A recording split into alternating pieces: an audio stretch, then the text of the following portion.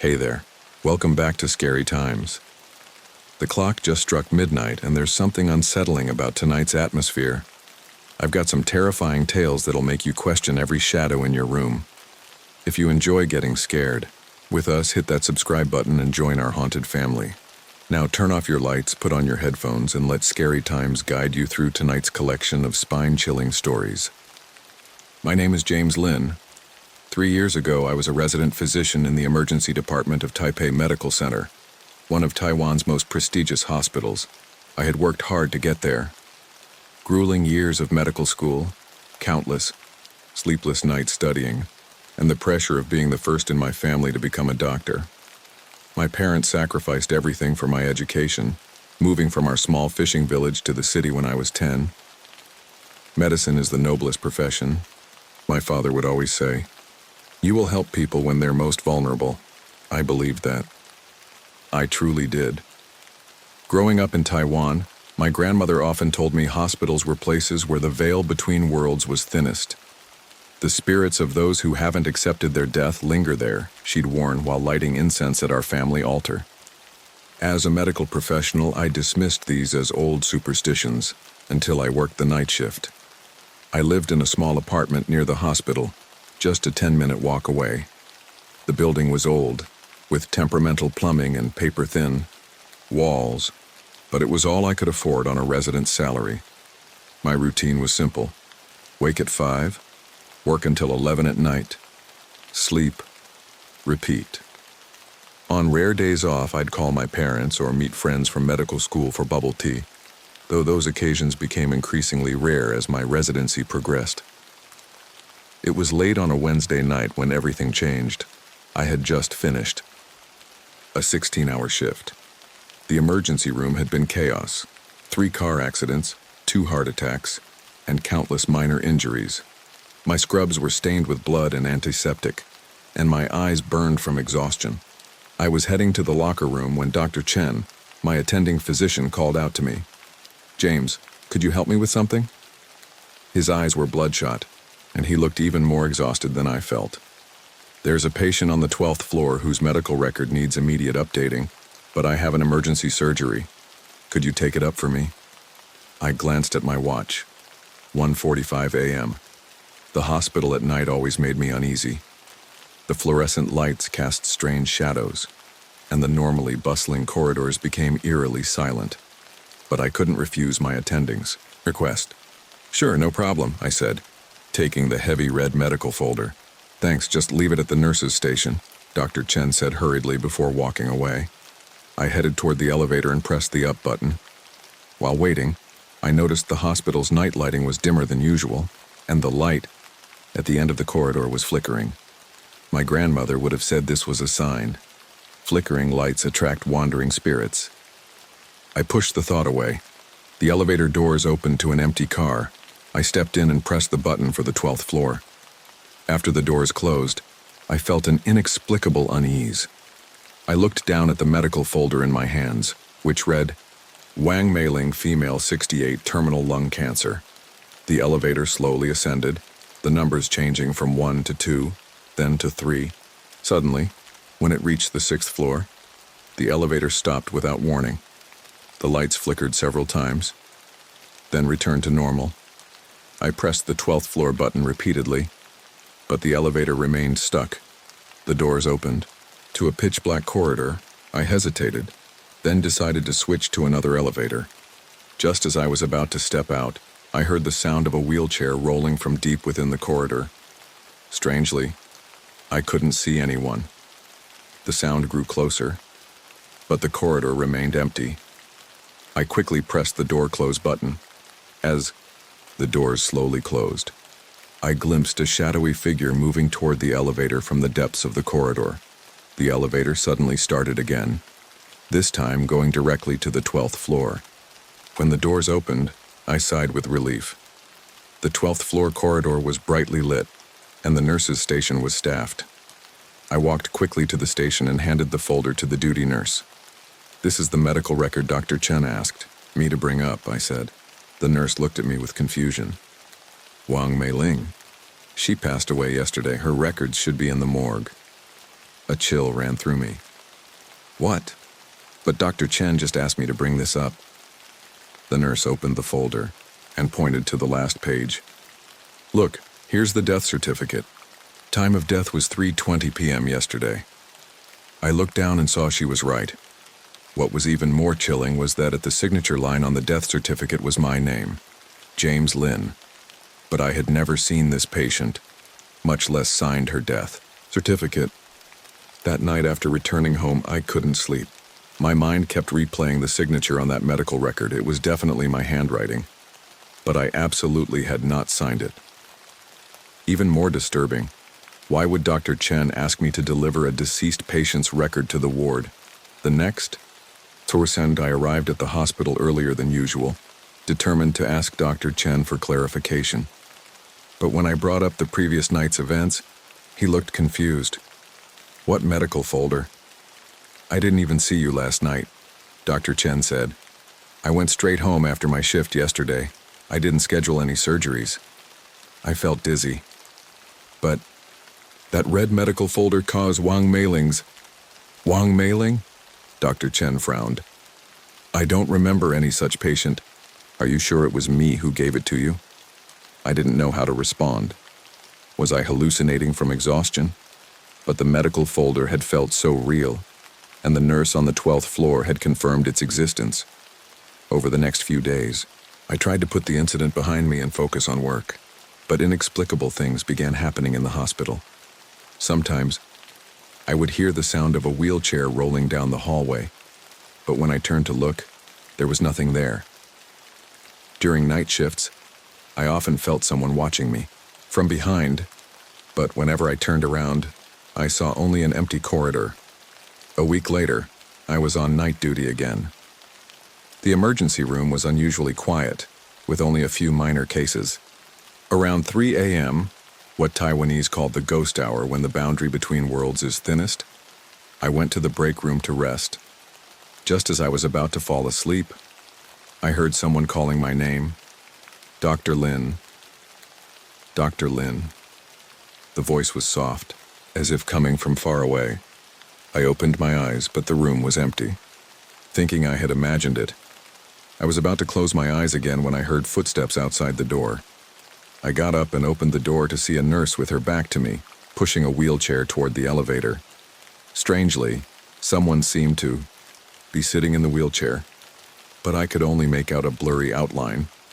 Hey, wait a moment, I called out. The nurse stopped, but didn't turn around. I walked closer and noticed she was wearing an old-style nurse's uniform, the kind the hospital hadn't used for at least 10 years. A high-collared white dress with a traditional nurse's cap, rather than the modern scrubs our staff wore. Excuse me, which department are you from? Does this patient need help? I asked. The nurse slowly turned around. When I saw her face, I gasped. Her face was as white as paper, her eyes sunken, and her lips curled into an eerie smile. Even more disturbing was the name tag on her chest, which read Wang Meiling. Dr. Lin, she said in a raspy voice, the medical record still needs your signature. My heart nearly stopped. This couldn't be real. Wang Meiling was supposed to be the deceased patient, not a nurse. Just then, the figure in the wheelchair moved. I involuntarily looked in that direction, and what I saw froze my blood. Sitting in the wheelchair was someone in a white coat, head bowed, face hidden in shadow. But I could make out the name tag on the white coat, which clearly read James Lin. I backed away in horror as the nurse pushed the wheelchair toward me. Dr. Lin, you must complete the signature, she repeated, her voice becoming more hollow. The patient is waiting for you. I turned and ran, heading straight for the stairwell. I didn't dare take the elevator, afraid of being trapped in an enclosed space with the nurse and the me in the wheelchair. I ran down 6 flights of stairs until I reached the lobby, where I stopped to catch my breath. In the lobby, the security guard on duty saw me drenched in sweat and asked with concern, Dr. Lin, are you all right? I forced a smile. I'm fine, just needed some exercise. I didn't dare tell anyone what I had just seen. Who would believe me? A deceased patient turned nurse, pushing someone who looked like me in a wheelchair. I must be exhausted and hallucinating. But when I returned to the emergency room, I found a red medical folder on my desk. With trembling hands, I opened it to find Wang Meiling's medical record. On the last page, next to my signature on the death certificate, was a new line of text. We are waiting for you on the 12th floor. For the next few days, I called in sick, hiding at home, afraid to go to the hospital. I told my supervisor it was severe flu, but in reality, I was terrified of encountering that nurse and the me in the wheelchair again. Every time I closed my eyes, that eerie smile appeared in my mind. On the third evening, I received a call from the hospital's Human Resources Department. Dr. Lin, there's an issue with your sick leave application, said the female voice on the other end. The system shows you've been clocking in and out normally these past few days. My heart sank. That's impossible. I haven't been to the hospital at all.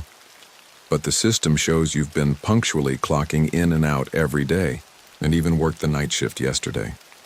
After hanging up, I immediately checked the hospital's internal system. Sure enough, my attendance record showed I had been working normally.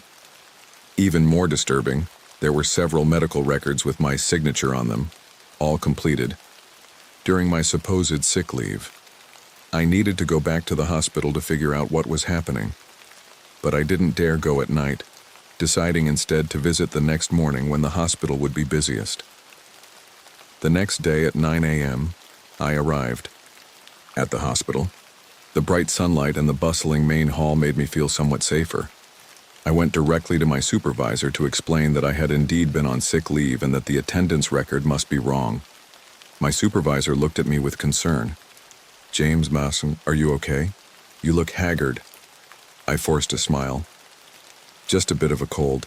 I'll be fine soon. That's good, he nodded. By the way, Dr. Wang from the 12th floor said you were a great help to them last night and wanted me to pass on his thanks. I felt a chill. The 12th floor? I wasn't even at the hospital last night. My supervisor looked at me with confusion. But Dr. Wang said you were on duty on the 12th floor last night, handling a critical patient. Not knowing how to explain, I gave a vague response and left. After leaving my supervisor's office, I decided to go to the 12th floor to see who had been impersonating me. When the elevator reached the 12th floor, I took a deep breath and stepped out.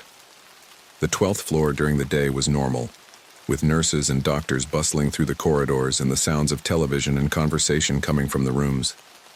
I walked to the nurses' station and asked the duty nurse, "Is Dr. Wang in?"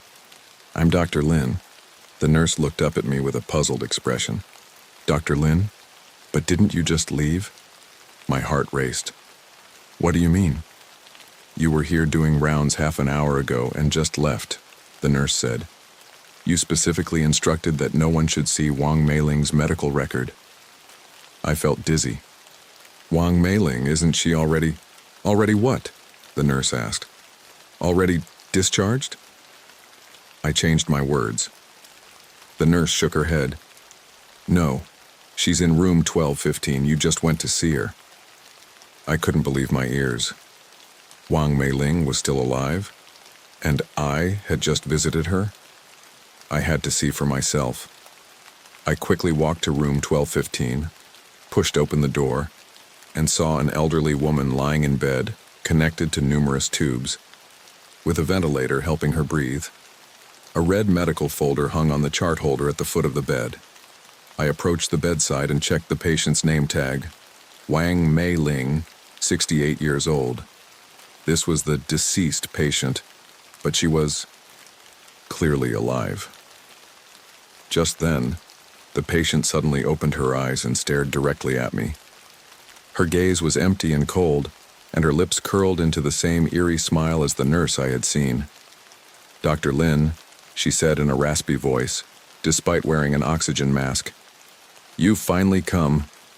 I backed away in horror, knocking over an IV. "Stand behind me." The noise brought a nurse running. Dr. Lin, are you all right? The nurse asked, steadying the IV stand. I looked back at the bed. Wang Meiling had closed her eyes again, looking like an ordinary comatose patient. I'm fine, I stammered. I just came to check on the patient's condition. After leaving the room, I decided to check the surveillance footage to see who had been moving around the hospital pretending to be me. I found my friend Michael from security and asked him to pull up the 12th floor surveillance from the past few hours. The footage clearly showed that at 8:30 a.m., someone wearing a white coat and looking exactly like me appeared at the elevator, on the 12th floor, walked to the nurses' station, spoke with the nurses, and then entered room 1215. At 9:05 a.m., this me left the room and took the elevator away. This can't be, I muttered. Michael looked at me with confusion. What's wrong? That's not me, I said. At 9 a.m., I was in my supervisor's office. I couldn't have been on the 12th floor at the same time. Michael laughed. Are you joking? That's clearly you in the video. I didn't know how to explain. If I told him the truth, he would surely think I was insane. I could only thank him and leave hurriedly. That afternoon, I searched the hospital library for information on doppelgangers, astral projection, or ghost possession, trying to find a scientific explanation. But all the materials pointed to mental illness or hallucinations. I didn't believe I was going crazy. That me had to be real. In the evening, I mustered the courage to go to the 12th floor again, to check on Wang Meiling's condition at night. Perhaps only by facing my fears could I find answers. As I stood alone in the elevator and pressed the button for the 12th floor, my hand trembled. The elevator slowly ascended, the numbers changing from 1 to 2, then to 3. Suddenly, when it reached the 6th floor, the elevator stopped again. The lights flickered, then returned to normal. The doors opened to that dark corridor. This time, I saw the nurse standing at the end of the corridor pushing that wheelchair. The me sitting in the wheelchair raised his head and looked directly at me in the elevator. Dr. Lin, the nurse said, it's time to complete the signature. The elevator doors remained open as I stood frozen inside. The nurse and the me in the wheelchair silently watched me, waiting for me to step out. My rational mind told me to press the door close button immediately and escape this bizarre scene.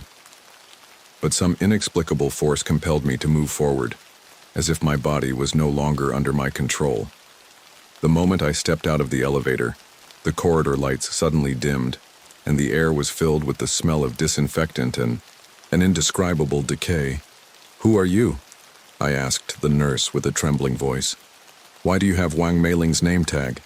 I am Wang Meiling, she answered, her voice seeming to come from far away. But also not. Just as you are James Lin, but not entirely.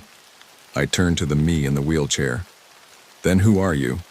The figure in the wheelchair raised his head, and I finally saw his face clearly. Indeed my face, but with hollow eyes, unnaturally pale skin, and that same eerie smile at the corners of his mouth. I am what you will become, he said, his voice overlapping with mine. After you complete the signature. What signature?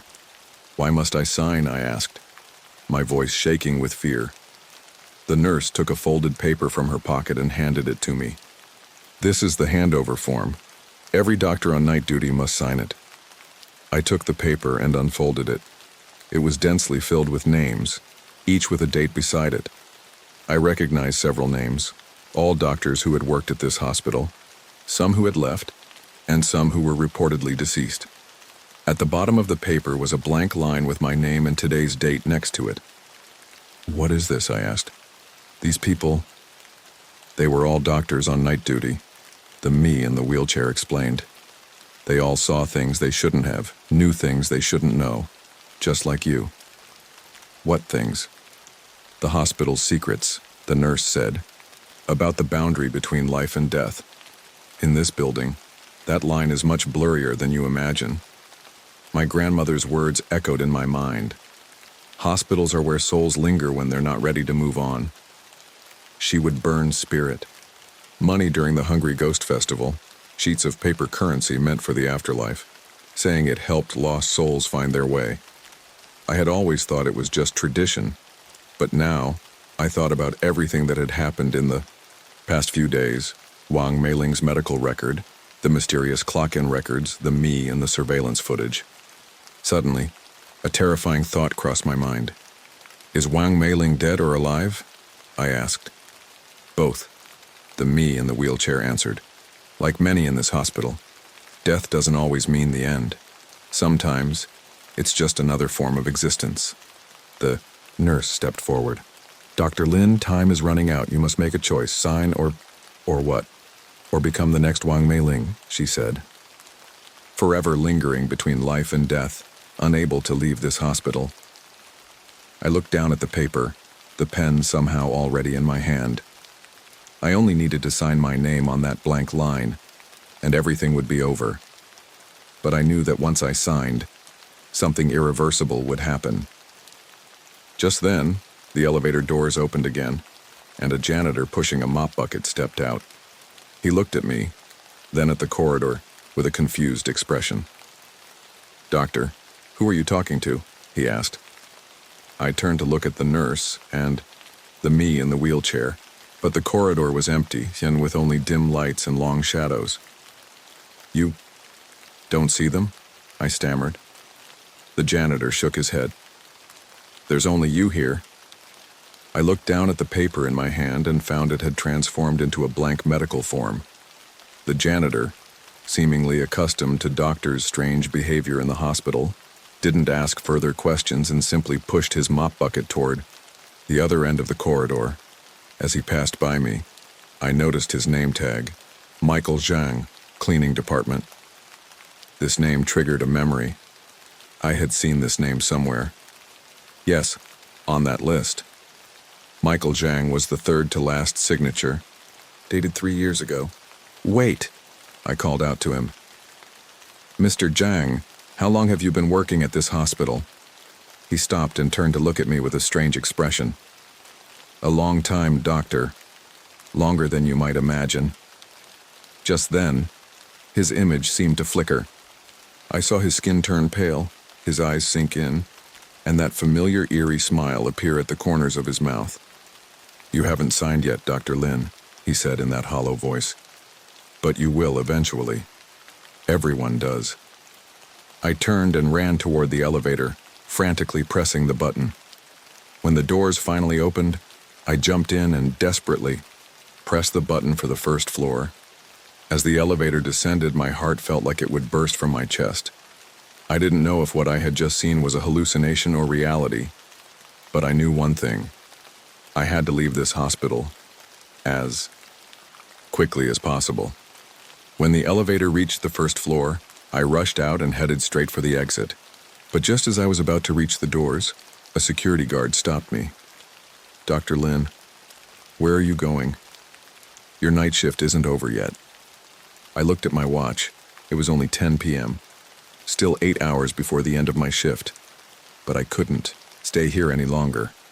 I'm not feeling well. I need to go home and rest. I made up an excuse. The guard frowned. But you must complete the handover procedures first. Hospital regulations state that doctors on duty cannot leave without permission. What handover procedures? The signature, the guard said, pointing to a paper in his hand. Every doctor on night shift must sign before leaving. I felt dizzy. The paper looked identical to the one I had seen on the 6th floor, densely, filled with names, with a blank space at the bottom next to my name and today's date. What is this? I asked, trembling.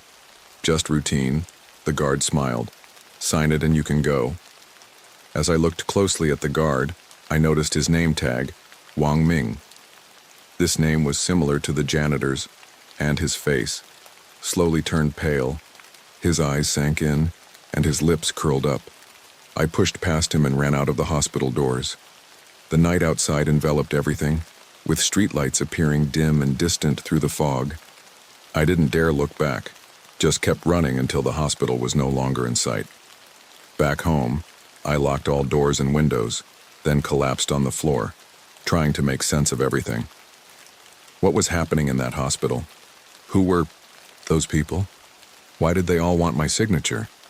I opened my phone to call a friend for help, but as I swiped the screen, I found an unread message from an unknown number. With trembling fingers, I opened the message. It contained only one line.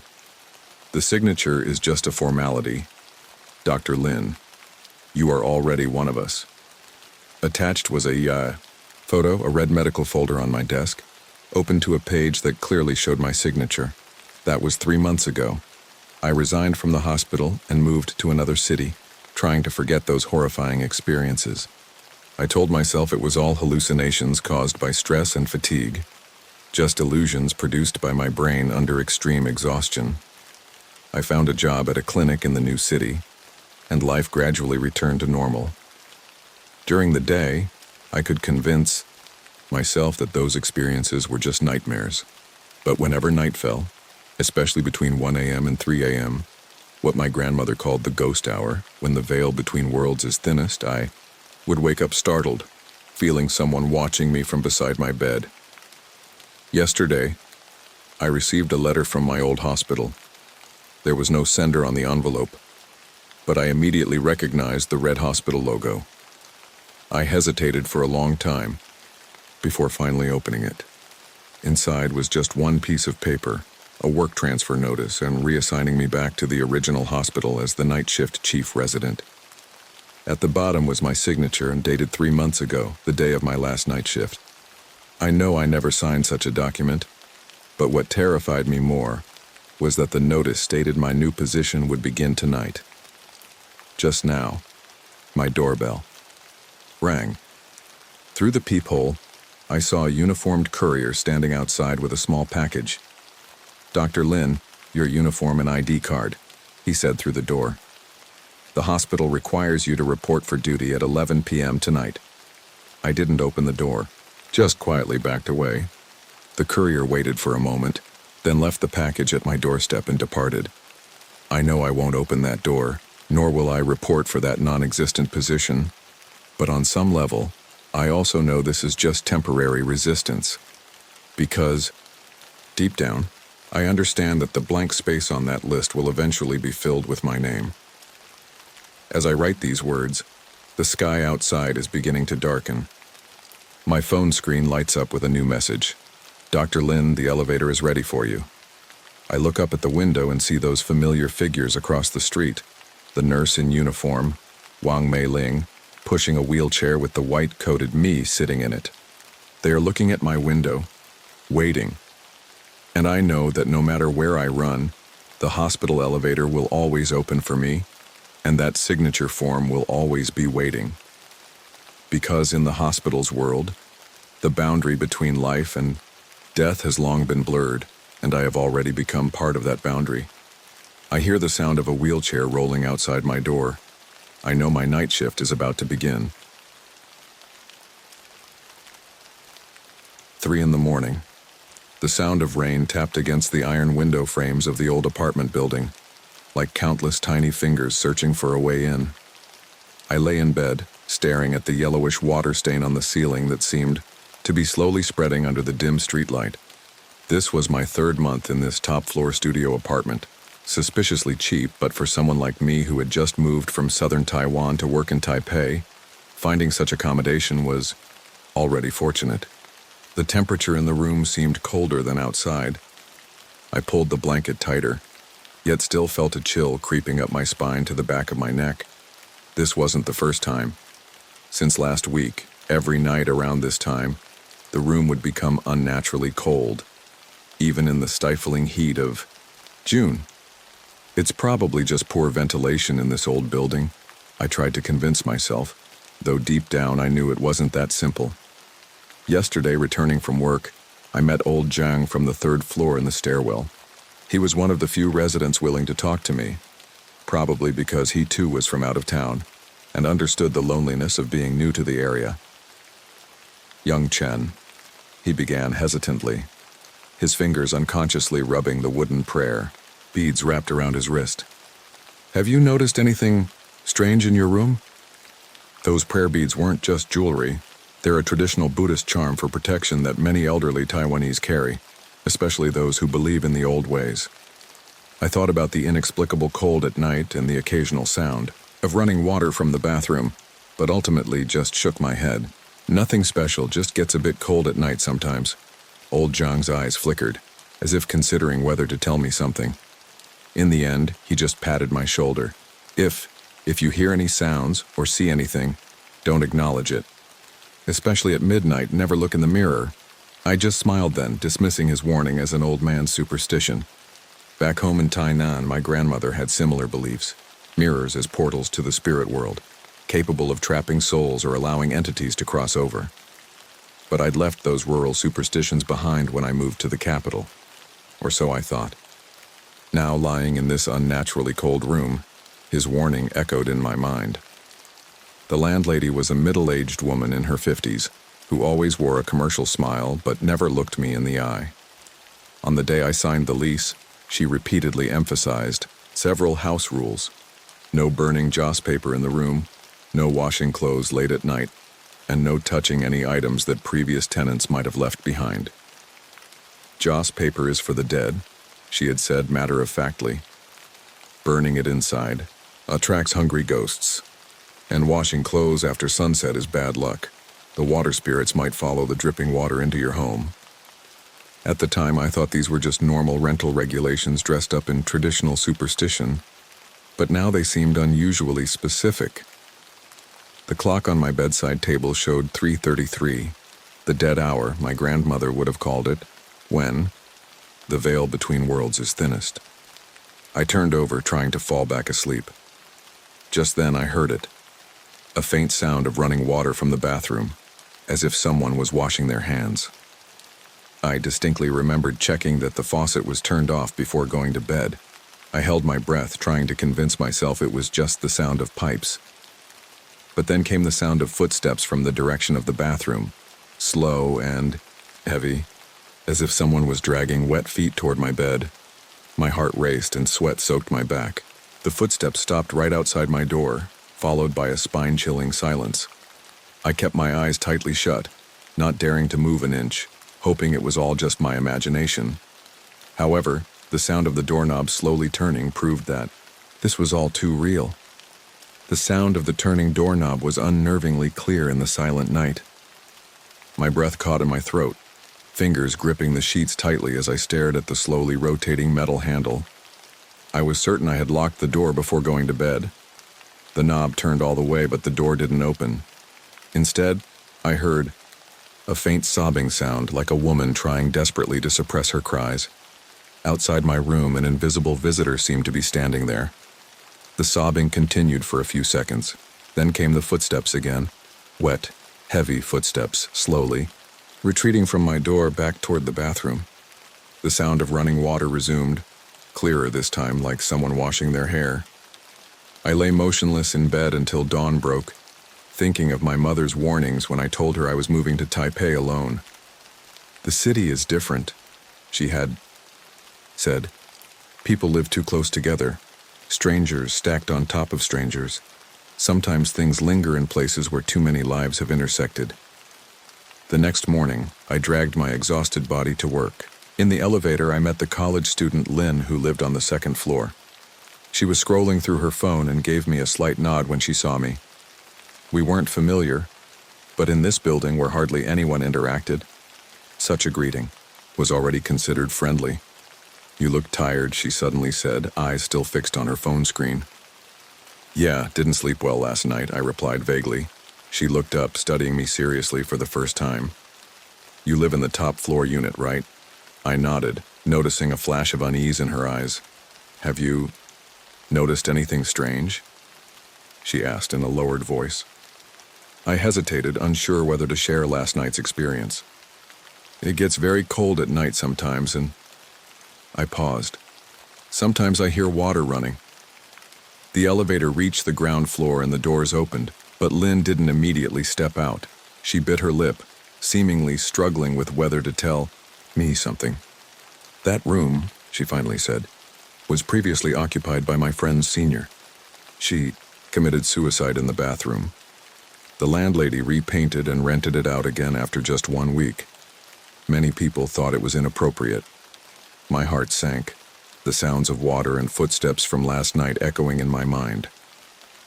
In Taiwan, a proper mourning period would be observed after a death, especially a tragic one.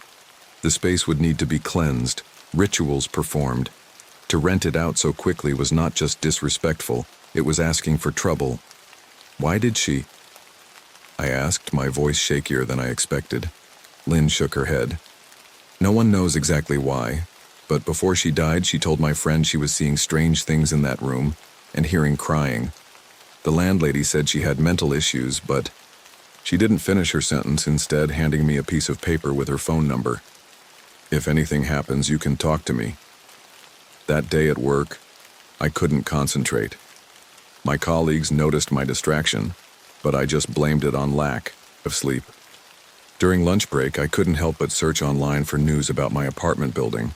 Sure enough, in last year's local news, I found a brief report. Young woman commits suicide in bathroom of North City apartment.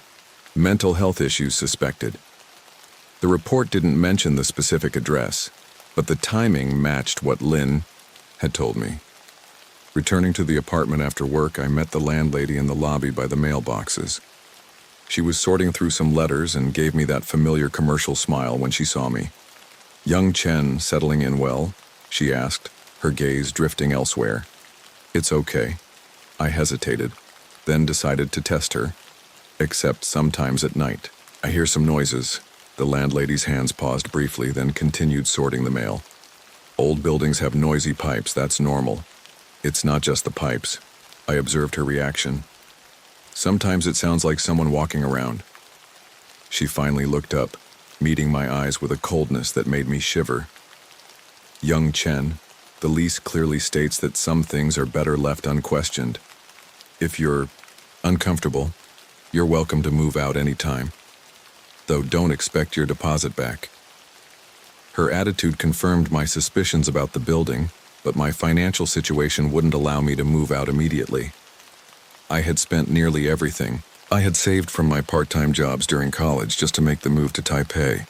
I could only nod, pretending to accept her explanation.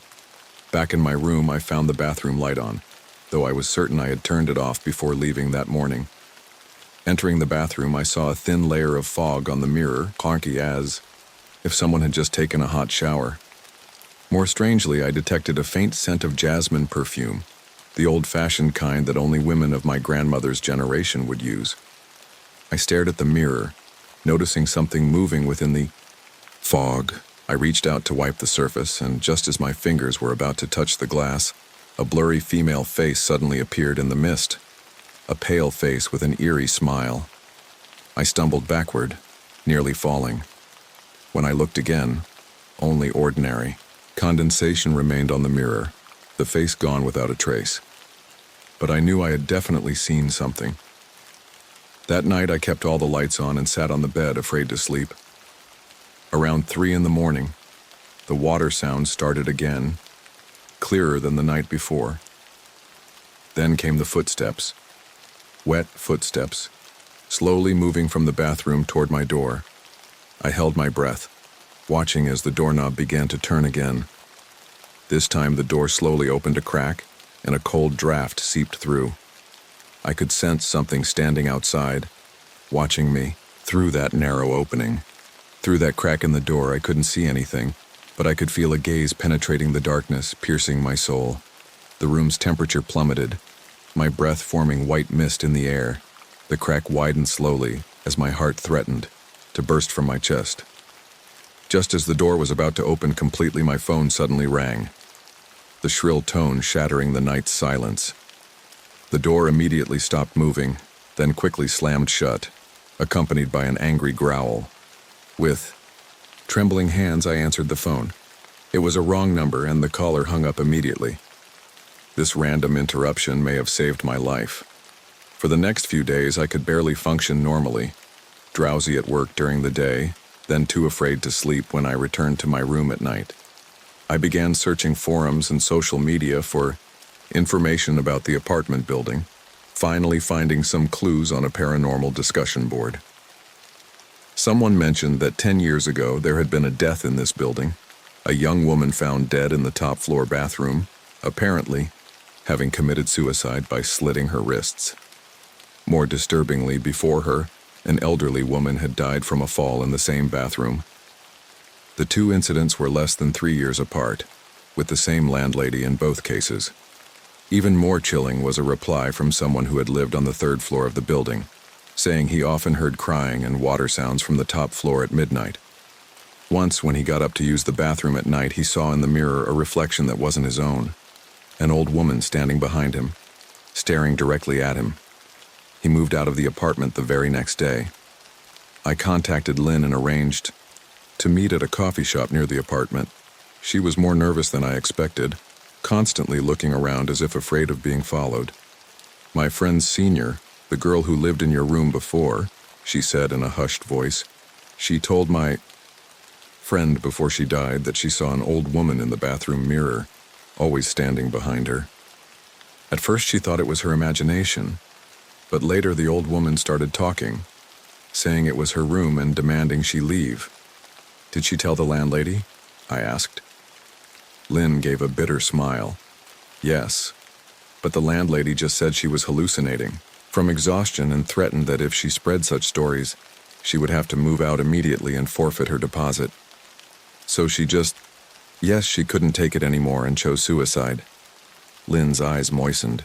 "But what's more terrifying is that after her death, when my friend was helping to sort through her belongings, she found some strange notes. She had written that the old woman told her she wasn't the first to commit suicide in that room. Before her, there had been another young girl." My heart raced. "You mean—" "I suspect the old woman isn't just a ghost. She might be guiding people to suicide." Lynn voiced the possibility I dared not think of, and the landlady likely knows all about it. After returning to the apartment, I decided to investigate the landlady. In the building's management office, I found some old resident registers. To my shock, the victim of the suicide 10 years ago was the landlady's daughter, and the elderly woman who had died earlier was the landlady's mother. Everything started to make sense. The landlady's mother had died accidentally in the bathroom, and her soul may have remained in the room due to some unfinished business. Later, the landlady's daughter moved into the room and was haunted by her grandmother's spirit until she committed suicide. Now the cycle seemed to be continuing, with the previous college student as a victim and me. That evening, when I returned to my room, I found a red envelope on the bed containing an old key.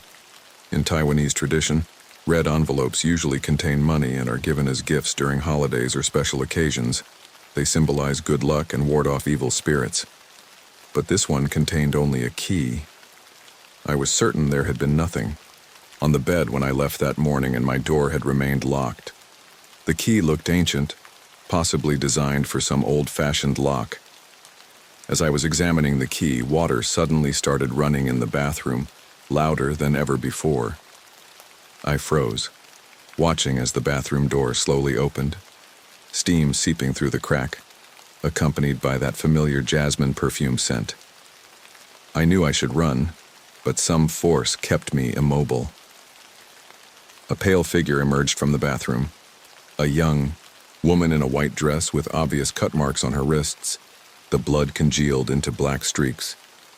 Her eyes were hollow, lifeless, but her lips bore a strange smile. "She won't let you go," the woman spoke, her voice seeming to come from far away. "Just like she didn't let me go. Or that girl before me." Who won't let me go?" I managed to ask. "Grandmother." The woman's eyes suddenly streamed black tears. "She says this is her room, and no one else can live here. She will stay here until the day the building collapses." "But why? Why does your mother, the current landlady, continue to rent out this room?" I asked.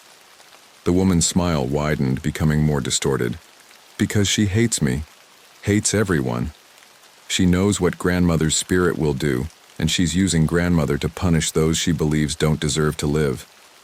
I felt a chill. "You're saying your mother deliberately rents out this room, knowing that whoever lives here will eventually Commit suicide, and the woman said calmly, just like I did. But you still have a chance. That key can help you. She pointed to the key in my hand. That's the key to grandmother's most treasured safe box, containing her ashes and belongings. Mother hid it somewhere in this room because she knew grandmother's spirit would remain near her remains. Find that safe box, properly bury her ashes, and she can finally rest in peace. The moment the woman finished speaking, the bathroom door slammed shut and a piercing scream came from inside. The entire room began to shake violently, as if some invisible force was raging. I knew I had to act immediately. My grandmother had always taught me that spirits who die violently or with unresolved issues often remain tethered to our world. Properly burying their remains with the right rituals allows them to move on to the afterlife. Based on information I'd read on forums, properly burying the ashes and performing appropriate rituals might be the only way to help a spirit find peace. After a frantic search, I found a loose floorboard under the bed. Beneath it was a small ornate box that matched the key perfectly. Inside were a small urn with ashes, some old photographs, and a jade pendant, items of great personal significance that would anchor a spirit to this world. With trembling hands, I took the box and went straight to the landlady's apartment. When she opened the door and saw what I was holding, her face drained of color. "Where did you get that?" she whispered. "I know everything," I said, my voice steadier than I expected. "About your mother, your daughter, and what you've been doing with that room." For a moment I thought she might deny everything or even attack me, but instead, she collapsed to her knees, tears streaming down her face. "I hated her so much," she sobbed, referring to her mother. "She was cruel to me my entire life, and then she turned my daughter against me. When she died, I thought it was finally over, but then she started haunting the room. And when my daughter moved in," her voice broke, "I didn't think grandmother would hurt her too. I didn't believe in ghosts, not really. But after my daughter died, I was consumed by grief and rage. I wanted others to suffer too. We need to properly bury her," I told the landlady. "Not hide her, not use her, but let her truly rest in peace." The landlady looked up, tears blurring her vision, but she slowly nodded. I don't know how." "I do," I said, remembering that old Zhang had mentioned having experience with such matters. "We can ask old Zhang from the 3rd floor for help. He knows these rituals." And so, on that sleepless night, we contacted old Zhang, who brought the necessary ritual items and scriptures. In a small open area behind the apartment building, we buried the old woman's ashes according to traditional Buddhist and Taoist rituals, burning incense and paper offerings, chanting sutras for her soul, and making peace offerings to guide her to the afterlife. Throughout the process, the old woman's spirit watched from the side, her emotions shifting from initial anger to gradual calm. As the ritual neared its end, her image began to fade, the distortion in her face slowly relaxing. "I'm sorry," the landlady finally said to her mother's spirit. "I forgive you, and I hope you can forgive me too." The old woman's spirit looked at her daughter, showing a peaceful expression for the first time. She nodded slowly, then turned to her granddaughter, reaching out as if wanting to touch her, but ultimately withdrew her hand. In a gentle glow of light, the old woman's spirit gradually dissipated, merging into the night. The daughter's spirit also began to fade. She looked at me and softly said, "Thank you, now I can go too." She turned to her mother. "Mom, forgive yourself and start anew." Then she too disappeared with the first ray of dawn. After the ritual, the landlady looked as if she had aged 10 years, but also as if a heavy burden had been lifted from her shoulders. She told me she would close off the top floor room and no longer rent it out. As compensation, she offered to help me find a new place nearby and refunded my entire deposit and rent. I moved out of that apartment building, but occasionally still dream of that room and the 2 spirits. However, the dreams are no longer frightening, but peaceful, as if they're just coming to say goodbye. Sometimes I wonder about that key and the red envelope, wondering who placed them on my bed. Perhaps it was the daughter's spirit, or perhaps some supernatural force guiding me to break the cycle. Either way, I know some things are beyond our understanding, but that doesn't mean we should fear them. Sometimes, the most frightening things are not ghosts, but the hatred and obsessions in the hearts of the living. And sometimes, the key to breaking a curse is forgiveness and letting go. A year later, I passed by the old apartment building and discovered it was undergoing major renovations. Meeting old Zhang, he told me the landlady had sold the building and moved to the countryside. Reportedly, she opened a small shop there and was living a peaceful life. What about the room on the top floor? I couldn't help but ask. Old Zhang shook his head. The new developer tore down the entire top floor and rebuilt it as a gym and community area. That room no longer exists. I nodded, thinking that in a way, this might be the best ending. Some spaces carry too much pain and resentment. Sometimes the best solution is to let them disappear and start anew. Since moving out of that building, I haven't encountered any more supernatural phenomena. But that experience changed my perspective on life and death. I began to believe that some emotions and obsessions are strong enough to transcend the boundary between life and death. And the way to resolve these entanglements is often not through confrontation, but through understanding and forgiveness. Lynn occasionally contacts me, saying her friend has finally moved past the trauma of her senior suicide. Sometimes we talk about that experience, but more often we discuss life and the future. As for the key, I've kept it as a memento of that incredible experience. Sometimes on particularly quiet nights, I take it out and look at it, reminding myself that some doors once opened cannot be closed again, and some truths once revealed cannot be ignored. But most importantly, I've learned to face my fears, because I understand that true horror comes not from the unknown darkness, but from the hatred and obsessions deep within the human heart. And these are often harder to dispel than any ghost. Whenever I pass an old apartment building and see those suspiciously cheap rental advertisements, I think of that top-floor studio. I remember the old woman's distorted face, the young woman's sad eyes, and the landlady whose life was twisted by hatred. I don't know how many similar stories are unfolding in this world, how many souls wander because they cannot let go. But I do know that sometimes a person willing to listen and understand might be the key to breaking such cycles. Just like that mysteriously appearing key, sometimes the method to break a curse has already been placed in our hands. We just haven't noticed it. Now, whenever I rent a place, I pay special attention to the landlord's eyes and attitude, to the atmosphere and temperature of the room. Not out of fear, but out of respect. Respect for the stories and emotions that might exist, whether from the living or the departed. Because I understand that every space has its own memories, every relationship its own weight. And sometimes, the most terrible curse is our choice to forget and ignore.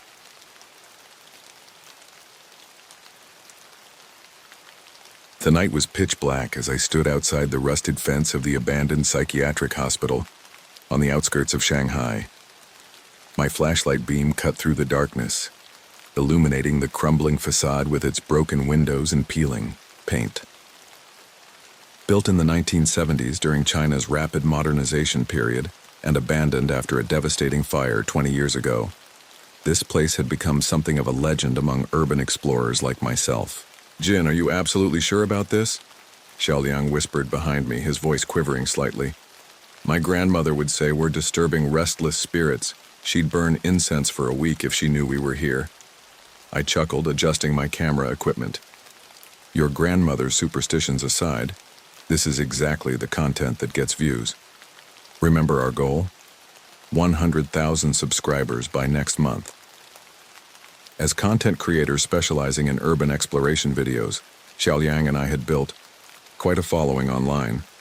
We'd explored countless abandoned schools, factories, and apartment complexes across China. But this psychiatric hospital, this was our ultimate challenge. The locals avoided it not just because of its tragic history, but because of the unexplainable phenomena reported by the few brave souls who'd ventured inside. The boundary between our world and the spirit realm is thinnest in places of great suffering, I added, recalling my own grandmother's teachings. That's why haunted hospitals make for the best content. We cut through the fence and carefully made our way through the overgrown courtyard. The night breeze carried the scent of decay and wild jasmine, an unsettling combination. The rustling leaves of an ancient ginkgo tree, a symbol of longevity in Chinese culture, seemed to whisper warnings as we passed beneath its branches. I read that there's a morgue in the basement, Xiaoliang said, scrolling through information on his phone. After the fire, they couldn't identify over a dozen bodies. They were buried in unmarked graves on the hill behind the hospital. Some locals still leave offerings there during Qingming Festival, our annual tomb-sweeping day when we honor the deceased. Perfect, I replied, patting his shoulder reassuringly. We'll start from the top floor and work our way down. The morgue will be our grand finale. As I pushed open the heavy main door, a cold gust of air rushed past us. I activated the camera on my chest harness and began our live stream. Hey everyone, Jin here with Xiaoliang. Tonight we're exploring what might be the most haunted building in eastern China, the Jianggo Veterans Psychiatric Hospital. Legend has it that the doctors here were conducting secret experiments on patients, and their spirits still roam these halls. Our footsteps echoed through the empty lobby as we entered. Faded propaganda posters promoting mental health still clung to the walls, alongside traditional calligraphy scrolls meant to bring healing energy, or qi, to the patients. At the end of the corridor, something seemed to move past a half-open door. Did you see that? Xiaoliang grabbed my arm, his eyes wide. Probably just a stray cat, I said, though my heart had already begun racing. As we ventured deeper, I found strange items scattered across the floor. Patient records, broken medicine bottles, and a weathered diary. I crouched down and opened it carefully. The handwriting was faded, but I could make out words like experiment and consciousness transfer. It's freezing in here, Xiaoliang said, his breath visible in the air. Despite it being summer, the temperature inside felt unnaturally cold, the kind of bone-deep chill my grandmother would attribute to spiritual presence. Suddenly, we heard footsteps from above, heavy and deliberate, as if someone was pacing. On the upper floor, is someone up there? Xiaoliang whispered. Let's find out, I replied, gripping my flashlight tightly as we headed toward the stairs. The stairwell felt oppressive, each step bringing a sense of dread. My flashlight beam seemed to grow weaker, as if the darkness itself was consuming the light. We reached the second floor, where a long corridor stretched before us lined with patient rooms.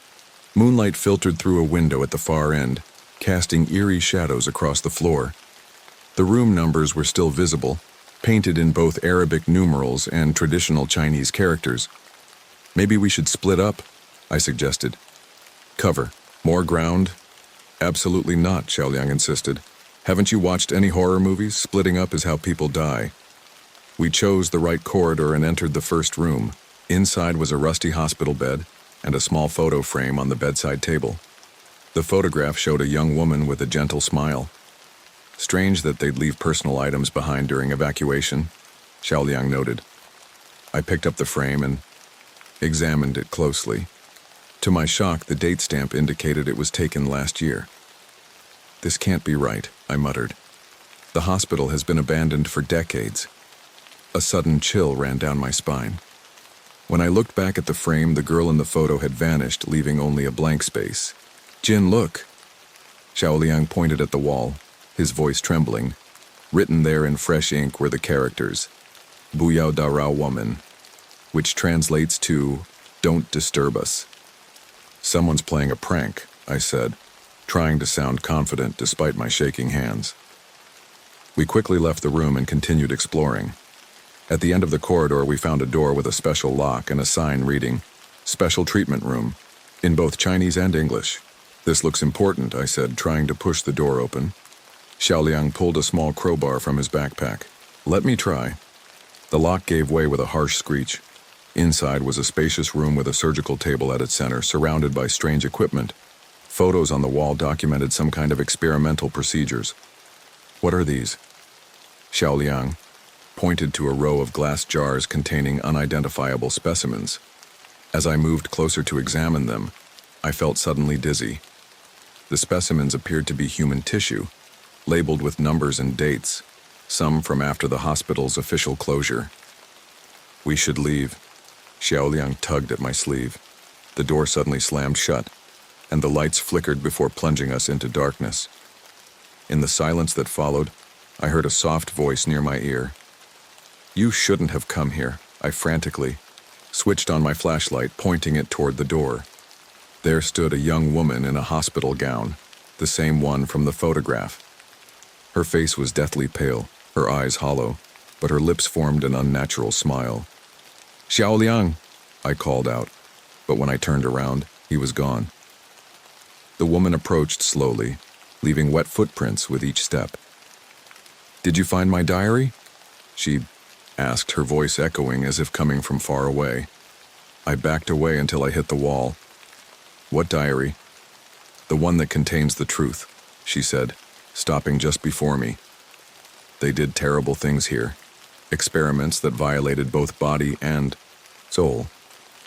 In our culture, we believe the spirit must remain intact for peaceful passage to the afterlife. They shattered us into fragments, and the experiments never stopped. The temperature plummeted further. I could see my breath crystallizing in the air. The woman's form began to distort, something writhing beneath her skin.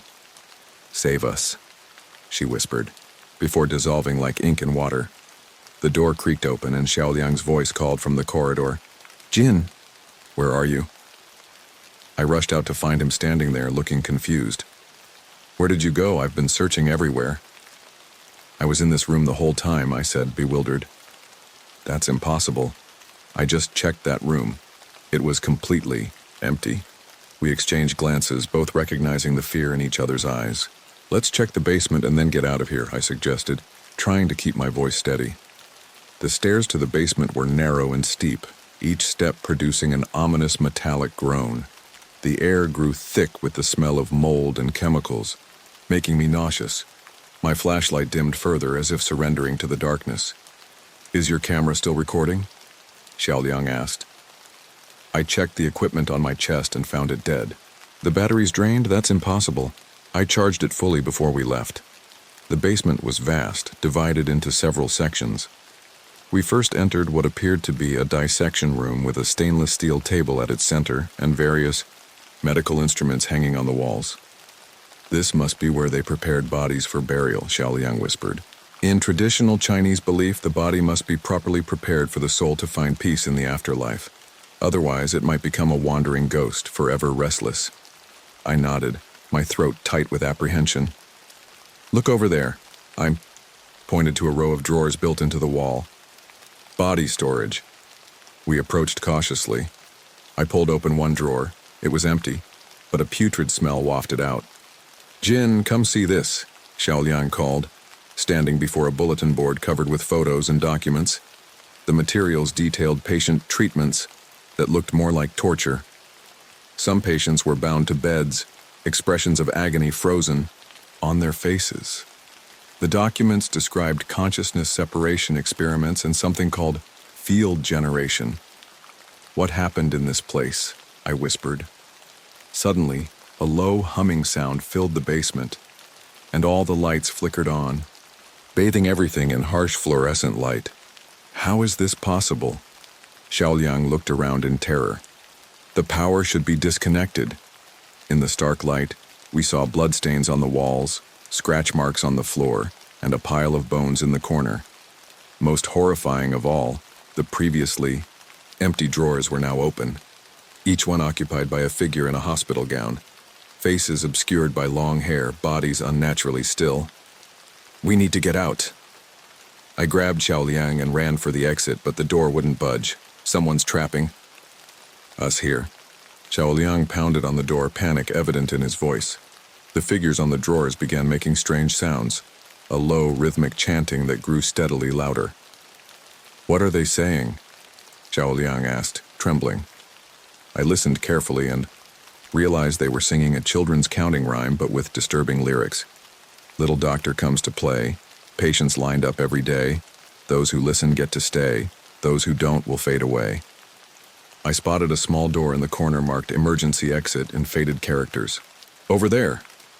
I pulled Xiaoliang toward it. The door opened to reveal a narrow passage. With no other options, we squeezed through. The passage seemed endless. The walls slick with moisture, the air heavy with decay. "Where does this lead?" Xiaoliang asked from behind me. "Anywhere is better than back there," I replied between labored breaths. After what felt like hours of running, we saw light ahead. But when we emerged, we found ourselves back in the hospital lobby, exactly where we had started. "This is impossible," Xiaoliang exclaimed. "We were heading away from the building." The diary I had found earlier now sat prominently on the reception desk, as if placed there deliberately. I opened it and found the writing now perfectly legible. "This belongs to the woman we saw," I said, my hands shaking. "She writes that she was selected for a special experiment that failed. She died, but her consciousness remained trapped here." "There's more," I continued reading.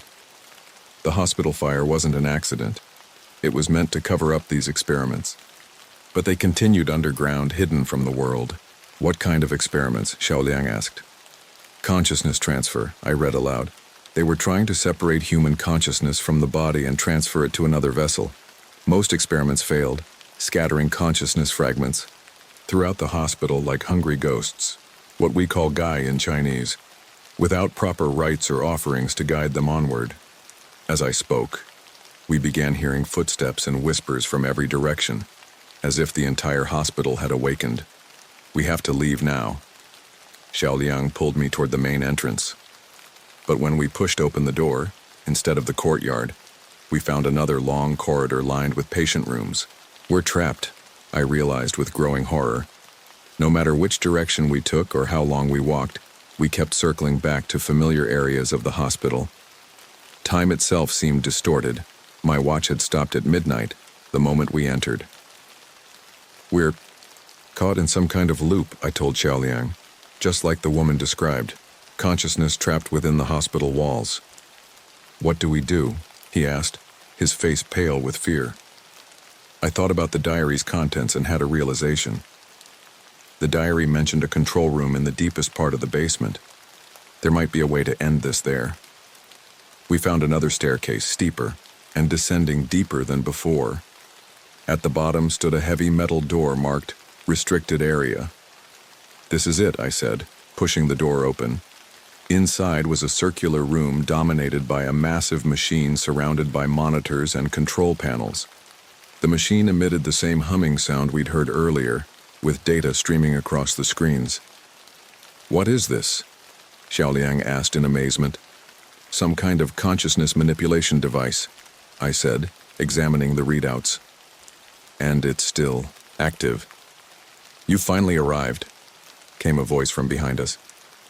We turned to see an elderly man in a lab coat, his face bearing a kindly smile that didn't reach his cold eyes. "Who are you?" I asked cautiously. "I am the founder of this experiment," he replied calmly, "and its sole survivor." "What experiment?" Xiaoliang demanded. "The collective consciousness field." The man approached the control panel, caressing it lovingly. "We sought to create a shared mental space, connecting multiple minds together. Initially to treat mental illness, a revolutionary approach combining Western psychiatry with traditional Chinese concepts of interconnected energy, what we call QI. But I discovered its greater potential." "What potential?" I asked, feeling a chill run through me. "Immortality." His eyes gleamed with fanatical intensity. "Consciousness existing eternally in the field, free from physical decay." After the fire, everyone believed the experiment ended, but I continued my work underground. Now I need new consciousnesses to maintain the field's stability. I suddenly understood. The urban legends, the online rumors about this place, you spread them to lure people here. "Precisely," he nodded approvingly. "Every year, curious young people like yourselves come exploring. Their consciousnesses join our collective, and you two will be the newest additions." "We won't become part of your twisted experiment," Xiaoliang shouted. "You already are." The old man smiled coldly. "From the moment you entered the hospital, your consciousnesses began connecting with the field. Now only the final transfer remains." He pressed a button on the control panel. The lights flickered as the machine's humming intensified. I felt lightheaded, as if something essential was being drawn out of me. Resistance is futile. The old man's voice seemed distant now. Soon, you'll join the collective, your memories, emotions, and thoughts merging with all the others. Fighting to maintain awareness, I scanned the room for any means of escape. I noticed a red emergency button labeled System Reset on the control panel. Xiaoliang. Distract him, I whispered urgently. Xiaoliang immediately lunged toward the old man, who stepped back in surprise. I seized the opportunity to dive for the control panel and slam my hand down on the red button. Chaos erupted immediately. Alarms blared, the machine sparked and smoked, and the monitors displayed cascading error messages. "What have you done?" the old man screamed. "You've destroyed everything. The field will collapse." "That was the plan," I said firmly. The room began shaking violently. Cracks appeared in the walls and pieces of ceiling crashed down around us. The old man's form started to blur and distort, like a television losing signal. "You cannot truly escape." His voice warped unnaturally. "Even if the field collapses, parts of your consciousness have already transferred. You will never be completely whole again." With a deafening crash, the entire room collapsed. I felt a violent pulling sensation, then darkness. When I regained consciousness, I was lying on the grass outside the hospital with Xiaoliang beside me, also stirring awake. Dawn was breaking, sunlight illuminating the crumbling ruins of the building. "Did we escape?" Xiaoliang asked uncertainly. "I think so," I replied, though doubt lingered in my mind. We gathered our equipment and left in silence, as if afraid that discussing what happened would somehow make it more real. A month passed and our video became an online sensation, pushing our subscriber count well beyond our goal. Comments ranged from skepticism to terror, with many requesting we explore other allegedly haunted locations. But Xiaoliang and I knew we would never return to such places, because since that night, something had changed within us. I frequently dreamed of the hospital, seeing patients in their gowns, hearing their whispers. More disturbing were the memory fragments that weren't mine. A young woman strapped to an examination table, people screaming as flames engulfed them, the old scientist standing before his machine with a triumphant smile. Xiaoliang experienced similar phenomena. He told me he sometimes heard unfamiliar voices in his head, or suddenly possessed knowledge he couldn't possibly have acquired. "Do you think what the old man said was true?" Xiaoliang asked one day as we sat in a tea house, the familiar surroundings providing little comfort. "That parts of our consciousness stayed behind?" "I don't know," I admitted. "But I feel like we brought something back with us too." Most alarming was my growing obsession with abandoned buildings. I felt drawn to them, as if something was calling me back, not just to that hospital, but to any derelict structure. Last week, I found myself parked outside an abandoned factory, staring at it for an hour until darkness fell, and I snapped back to awareness. Yesterday, I received an anonymous email containing just one sentence: "The field needs new participants." Attached was a photo showing another abandoned building's location. The most terrifying part? I was seriously considering going there. Some part of me recognized the field's influence, using me to attract fresh consciousness. Yet another part couldn't resist the call. I opened my laptop and began editing a new video titled, "Exploring the Dark Secrets of the Abandoned Jiangxi Factory."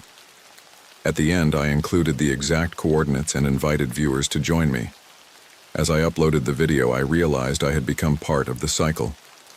Like the old scientist, I was now an agent of the field, seeking new minds to sustain it. And I wasn't entirely sure this was against my will. On some level, I understood the old man's vision.